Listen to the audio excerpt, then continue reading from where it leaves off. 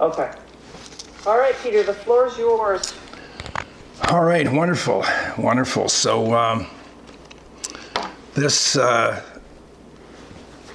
of the course, which is our graduation ceremony, I call it, we at one level call it our pain clinic, where we're going to teach you how to skillfully be with physical and emotional discomfort. Today, just using the experience of physical, but that ties right into our emotional discomforts as well. I'm going to show you how that works.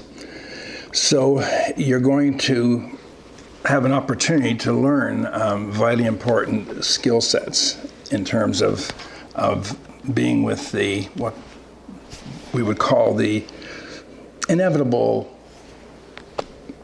experiences of pain in everyone's life. You know, we do our best to prevent and manage ourselves and discipline ourselves to do what we need to do, but inevitably we're living on a planet with just a lot of potential for pain.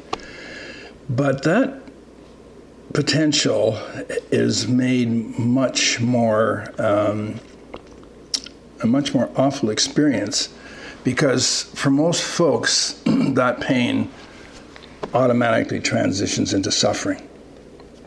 They say the pain is inevitable, but the suffering can be significantly more optional than what we may believe.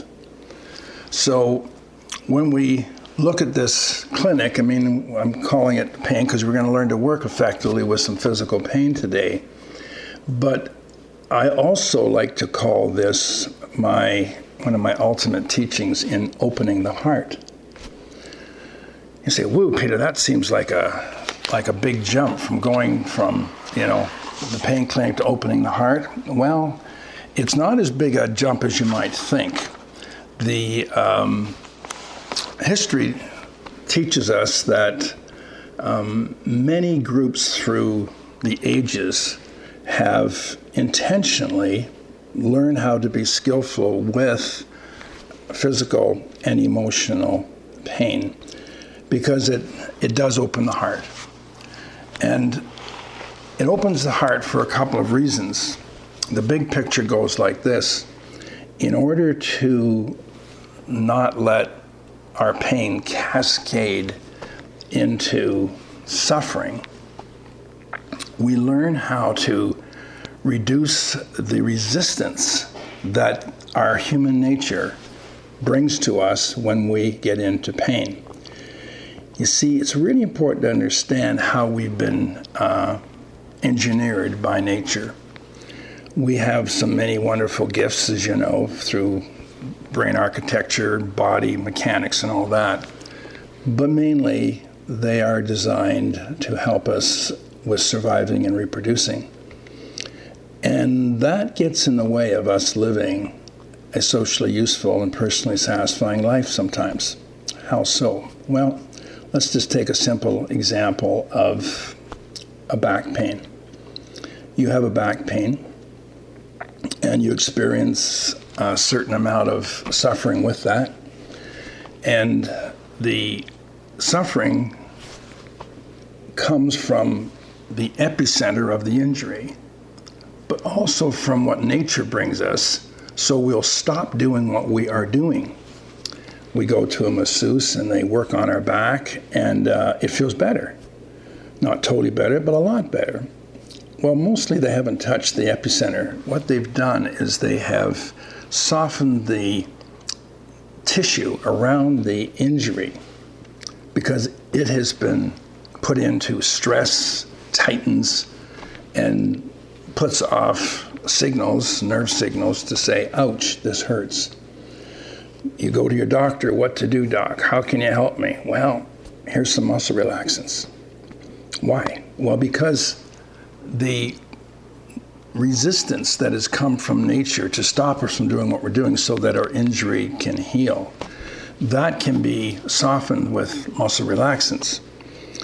But it can also be softened with our mindfulness practice. So when we look at the little formula that I'd like to give you to just give you some bearing on where we're going. The formula goes like this: suffering equals pain times resistance. So in order to really get a handle on living a life to our fullest potential, both in our physical sense and our emotional sense, and indeed our heartfelt sense or that compassion, we need to understand resistance.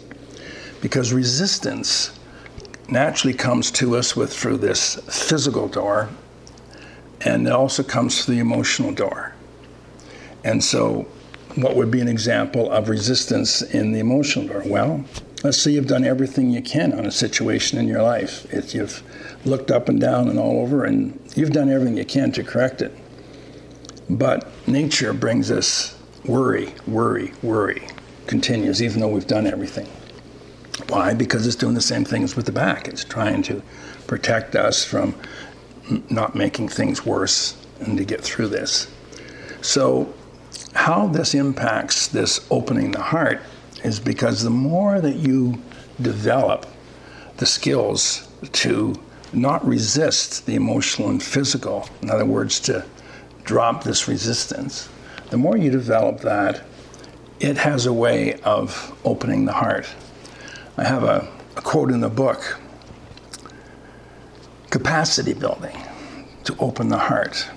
It seems that as we skillfully notice the qualities of physical pain and emotional pain and allow them to spread and contract, change shape and intensify and weaken, we simultaneously also evolve our innate equanimity, or allowingness we're calling it, that now can manifest as capacity for healing, tolerance, forgiveness, and unconditional connecting with all others. Because although we are growing the skill set to reduce the resistance and therefore reduce the suffering, that simultaneously brings us into being with people when they are difficult in ways where we learn in those moments to bring allowingness or equanimity to our body sensations, to the feelings we're experiencing, and indeed even to our thinking, the two ways we think, image, and talk. So although it gives us an enhanced experience in life when pain comes, because we're not being dragged into the deeper suffering, it also starts to grow a capacity in us to have a greater tolerance, to have a greater level of acceptance of situations that cannot be changed. So it's a very interesting dual path that it creates for us. So no surprise then, when you look at people through the ages who have decided to do this kind of work, we have many seekers from thousands of years where people have done these practices. And so why would they do these practices? Examples are, let's start with the indigenous people who are, before recorded history and well into recorded history, would take themselves into physically demanding situations. Some of you may know that the indigenous person's sweat lodge is really their church or their synagogue or their mosque, if we look at the desert religions to talk about that. And in the sweat lodges, I've been blessed to have been taken into these sacred rituals really by numerous highly evolved people from indigenous communities in the Yukon and Ontario. And when you're in there, you learn how to be equanimous with the searing heat that's coming to your face, the sense of claustrophobia, the sense of suffocation a little bit because it's really, really hot and lots of moisture put in. So why would people do that? Well, as we do that, we learn how to let go of nature's resistance to it. And as nature's resistance is softened into those physical demands, you're developing this capacity where resistance will be dropping in us across the board. So yes, we're talking about a sweat lodge, but also equate that to a difficult person. Because when we're a difficult person, we've shared with you, how they're victims of so many things. They're PFP, their primitive predispositions, their filters, and their primes. We start to be able to open the heart somewhat in those conditions. So you can see the resistance is the rascal. Beyond indigenous people, the Christian mystics of the Middle Ages, they practiced something called spiritual asceticism, putting their bodies into discomfort. And when you don't know what's going on, you may think, well, why would people kneel for hours instead of just sitting? Why would people sit in cross-legged positions, doing meditations and the likes of that? Is this just about being macho or, cool or whatever? No. No, there's much more behind it. Why would people fast?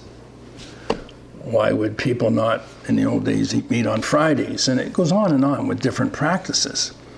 And the reason that people are doing that is they are learning how to not have the nature's resistance in the system. And when we see what starts to manifest there, we see people coming out of that who seem to be more tolerant, more compassionate, and generally just better folks. Now, just back to that formula for a second, just to tidy that up before we go any further. I'm going to give you a little, as you know, I'm a little bit of a nerd, so let's just do this scientifically. Suffering equals pain times resistance. Let me give you some just arbitrary numbers to help you learn that formula, because that formula is one of the most important formulas for your whole life of being able to grow to your fullest potential and helping other people do the same. So this is important. So let's say we have a pain at an 8 level. Let's assume arbitrarily that nature gives us resistance to that pain, which it will for you today when we do this practice session. So you're going to have 8 times 8 is 64, so your suffering will be 64. Let's just say, as it is for a lot of life situations, that you can't change the pain level. It stays at 8. The betrayals, the waiting for the diagnosis, just all the things in life, the physical as well. But let's say through this training that you're doing with mindfulness, that you have learned how to, which you're going to learn today even more so, drop that resistance instead of nature's 8, but you can drop it down to 4. Now you're going to suffer at only 32 as compared to 64. And if you can drop that yet again down to, say, 2 resistance, pain still stays the same. You can't do anything about it. Done everything you can, but there it is, emotional or physical. You're now going to suffer close to 16. Now, don't hold me to the numbers, but the principle I've just given you is sound. You will see as you continue to do this that principle holds. And believe it or not, today, some of you will actually experience that formula when we have 8 times 0. Let's say in a situation you can get your resistance down to 0. What's 8 times 0? This is not a trick question. 0. It is 0. It is 0. So some of you today, because we're going to ask you to sit in a relative uncomfortable position, and we're going to ask you to not make any voluntary muscle movements. Now, this is just where we start as an option to do this. Some of you will decide to move your body within 6 or 7 minutes, and then regroup and hold the posture again. But through this process, then some of you will decide that you've got sufficient equanimity that you can do the full 30 minutes is what we're going to sit here. But through that, most of you are going to have an itch, just a regular old itch on your forehead, your arm, your whatever. And you're going to have a chance to apply what I'm teaching you about the body sensation you're having. I'm going to show you how to take that and apply it to that itch.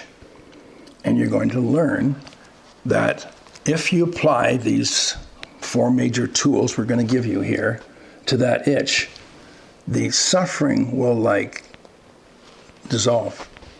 You'll still have a minor body sensation, but the suffering will be dramatically removed to the point that it's just not hardly there. I remember the first time that, I certainly had itches early on in my training, which started with this over 40 years ago, but I remember one of my biggest experiences. My life was never the same after. I had gone to an intense retreat, and these were 7 to 10 day retreats where you do this work 18 hours a day. And I remember I was in a pretty challenging cross-legged position, and it had brought, within about 45 minutes, it starts to bring, even if you're in good shape, it can start to bring quite a bit of discomfort. So I started working with these different centers of discomfort and doing what I'm going to teach you to do. And at, say, 4 or 5 of these centers, I was all these balls in the air. And I was doing that for an hour and a half. And then all of a sudden,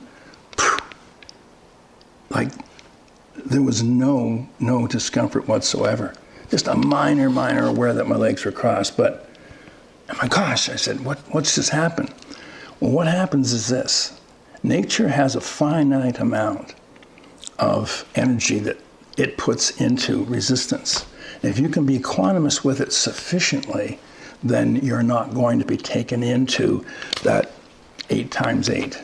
And you can, in fact, stick with it, and it will start to just dissolve. Now, you're going to have to try that to experience it, but today you'll experience that with an itch if you're prepared to go that route, okay? So back to where I was in opening the heart. Why is this important? Because what you're going to learn here is how to increase your comfort zone in life. And this is how we practice equanimity every day in our lives, how we practice this dropping resistance. Remember, this word equanimity just means this subjective allowing. Out here, we passionately are working to change reality that must and should be changed. You know that equanimity allowing is not about just turning the other cheek and things like that. You know it's not that from my teachings that you heard. But when we do this work, you'll find yourself being in situations in life with a difficult person or with a stressful situation or having to do extra for something or other. And nature often wants comfort. It wants to keep this body comfortable. So you get resistances coming in. What's your steps? Your first step will be to mindful. Peter's aware that there's resistance setting in because he doesn't want to do this. And you'll start to see body sensations in certain ways. There'll be tightening here. You'll see feelings coming up of resentment or unfairness or out of control, all that. And then you'll also see the yada talk going on. Why does this always happen to me? Oh, is that right? All of this be fit we talk about, it starts to come there. And we're going to teach you today how to not be pulled into that theater, that sideshow there. And when you can just bring your awareness to the moment and apply the skills that we've been teaching you, you're going to be in good shape. Now, by the way, out of interest here, you might be answering what we're going to do in terms of helping you to learn to do this. You're going to learn to reduce the resistance, as we said. So I got a nice little prop here. My granddaughter made me this 2-inch braided rope, okay? So I asked the groups, and don't have to get into answering yourself, but think about an answer as I ask this question. How can I break this 2-inch braided rope without any tools of any kind? Needless to say, I can't pull it apart or whatever. Well, the answer is to just take it apart, thread by thread. So we divide it into 4 strands, no surprise there, body sensations, feelings, and the 2 ways we think, image and talk. And then we take each of these, which, by the way, are braided with these 3 strands now. And you likely know about braiding, you can't braid 2 strands. So these 3 strands, we've got one that's a active form. Let's take body sensation. You've got some active forms of body sensations and more passive forms, but they're in that braid. But you've also got a black strand in each of these 4 major threads. That's resistance. If you can drop the resistance out of that system, then you can't braid those sub-threads, and therefore you're not going to have those sub-threads braided into the 2-inch rope. Now, it's just a metaphor, but it is one of the best metaphors that I've come up with. And the summary on that metaphor is you're going to learn how to divide and conquer, okay? You divide something into its component parts, and then it's manageable. You got a 100-pound weight. Well, you want to lift it. Well, if you put it into 20-pound sections, then you can do that. Now, very interesting here. When you take pain medication, the heavies, the Percocets, the Perks, the Oxycontins, wherever you want to go, even Tylenol 3s and whatnot. What is not known about those medications by a lot of people is that, although if I were to ask you, so how do they work? You basically say, well, I don't know. I guess the nerves are deadened somehow, and I don't get the same experience of pain. Well, there's some of that happening, but the main way that they work? Divide and conquer. That's why pain medication is still an illicit street drug. It's not because they just need their nerve drugs. Many people that buy street drugs, these painkillers, they don't even have physical pain. They've got emotional pain. And what these medications do is they significantly drop your ability to concentrate and focus. So you got a problem.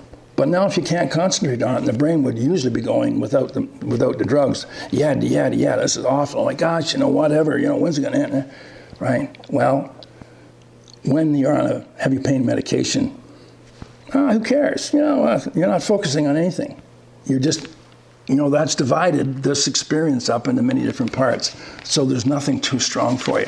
So what you're going to learn today is be, if you will, like a natural painkiller. So just a little bit more on what we're going to do and to understand this thing of equanimity just a little bit better. All of our sense stores, body sensations, feelings, image, and talk, when we are with those and we're not conscious, as we've been teaching through the course, you've done your mindfulness work, you're now doing your formal practice, you're aware when you're having a certain body sensation, you're aware when you're having a feeling, and you're aware when you're having these image and talk thoughts, and you just watch them with this passionate, just watch them and fuse them with that allowingness, let it be, surrender at the subjective level, and they just do not, kind of take off into their own area. That mind that has a mind of its own no longer has a mind of its own because, we're bringing this an equanimity or allowingness to it. So when we're doing that, we are practicing not just to be able to sit in mindfulness or even do with the pain clinic. Like I say, it goes to your whole life. So we're teaching you the skills of how to be less resistant, and we're going to go into just how this happens in a second, and then we're going to start our engines here. But as we teach that, know that you are learning how to be a more open, equanimous, forgiving person. Once again, not to set yourself up to be taken advantage of, but to be able to bring kind of your, what I call your unconditional compassion to the moment, okay? And so that's what's at stake here. And we're not just teaching you how to work with physical pain, although it's going to help you throughout your life with physical pain. But you're also learning how to grow a deeper part of yourself, which really is not discussed nearly enough, okay? So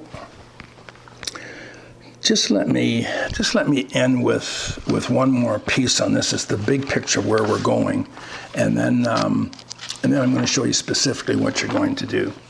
This is important. Just listen to this. I like to talk about compassion once again in my textbook. I'm going to read just a quote here. I say there's two kinds of compassion. This ties directly into what you're going to be doing today. Just follow the linkage here. Ordinary compassion gives rise to very close feelings, but it is most often essentially attachment. As long as the other person appears to be as worthy, appreciative, or good, compassion remains. As soon as he or she, however, appears to you as less worthy, non-appreciative, or less good, ordinary compassion changes. Instead of compassion, one often now feels something neutral or even negative.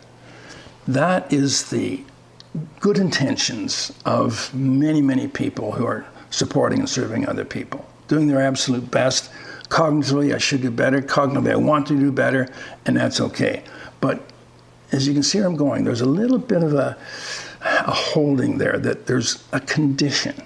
That's compassion 1, okay? The natural compassion, if you will. But there's another level of compassion that we can grow to, which is what we've been teaching you through the course, with genuine compassion, or what I like to call authentic compassion, manifested through conscious connecting, that term that I like to use. Another person's values or behavior has no effect on one's attitude, intentions, or our behavior. It doesn't impact us at all. How so?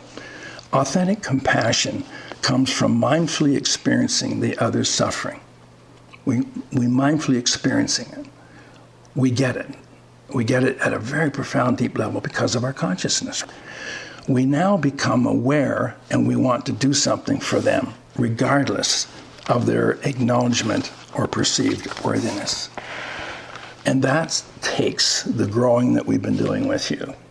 We've talked about, emotional self-regulation. We've talked about you learning to be more present in these moments. This is what comes out of it, and this is why we bring these really, really important teachings to the course, okay? So, in a moment, we're going to have you, you've all brought your stone. We ask you to bring a stone that's a little bit smaller than a golf ball.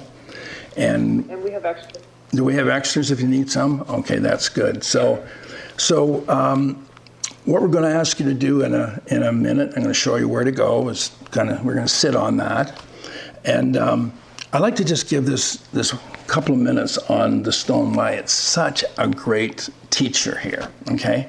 Not just because it's going to give you discomfort you can work with and learn how to do these skills, but so if I were to ask you, if you had one of your stones there and ask you, describe the stone for me, and some of you would hold it up and say, well, it's roundish and it's hard and it's kind of smooth, maybe a few cracks in it, but that's about my stone. Then I'd say, describe it for me if you had a 10-power microscope. Remember in your high school chemistry classes, you'd crank it up to 10 power. And what do you see then? Well, you see it's full of cracks and crevices. I mean, it's just the Grand Canyon right in front of you. That's a 10-power microscope. Then if I add you take that up to a 100-power microscope and prepare it so you could look at it, you'd be looking at the granular structure. At one time, that stone at room temperature it's now solid, but there was a time when it was liquid. It was molten because of extreme temperatures.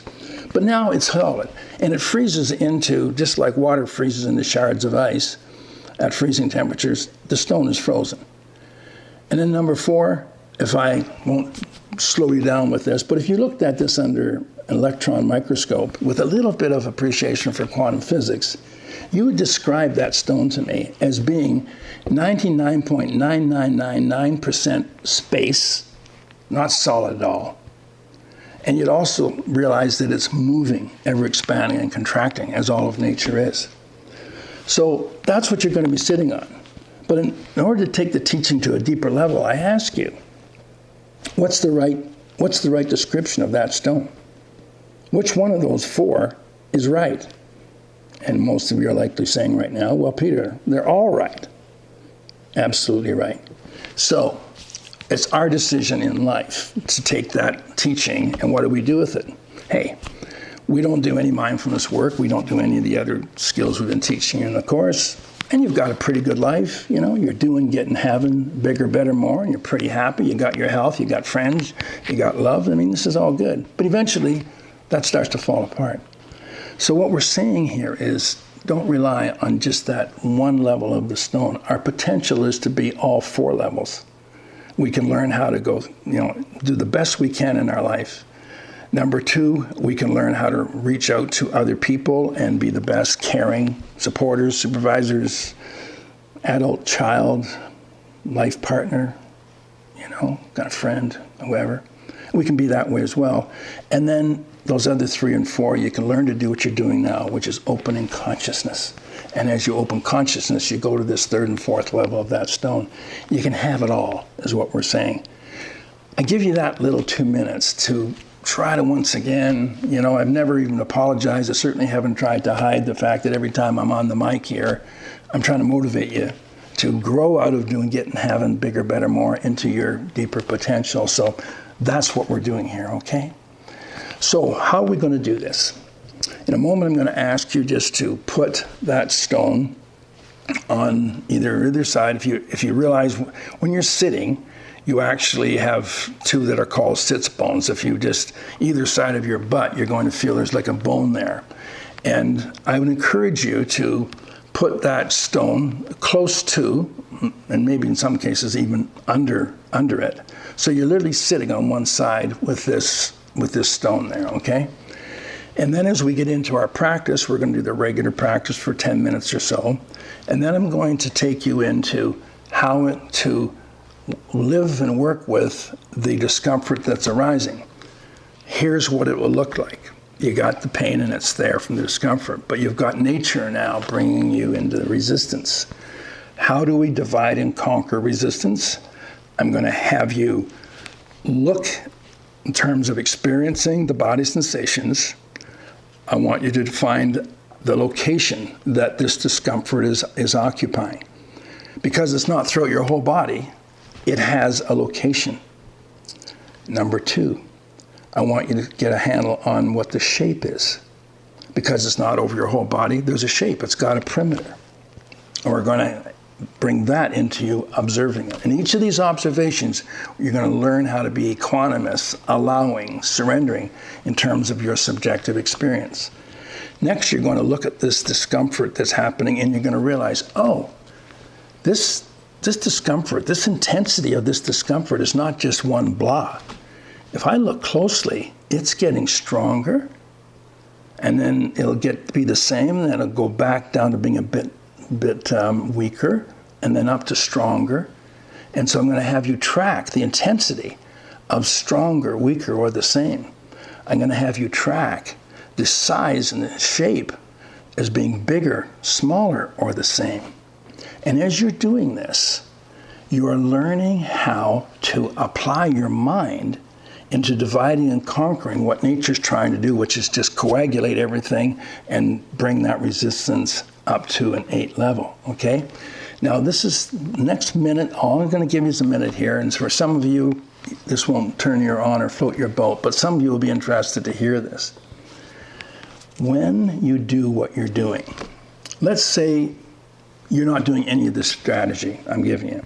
So your nature is going to take all of your, remember we told you each second we've got 60 bits of data processing capacity per second. That's what MIT tells us we've got right now at the conscious level. So if we just stick with the surface level of the stone, nature is going to take that 60 bits and turn most of that into resistance. Okay? And then you're going to have your suffering. And this is what happens to you every day when you get into a suffering situation. What you're going to learn today, though, is you're going to look at that shape. Is it getting stronger, weaker, bigger, smaller?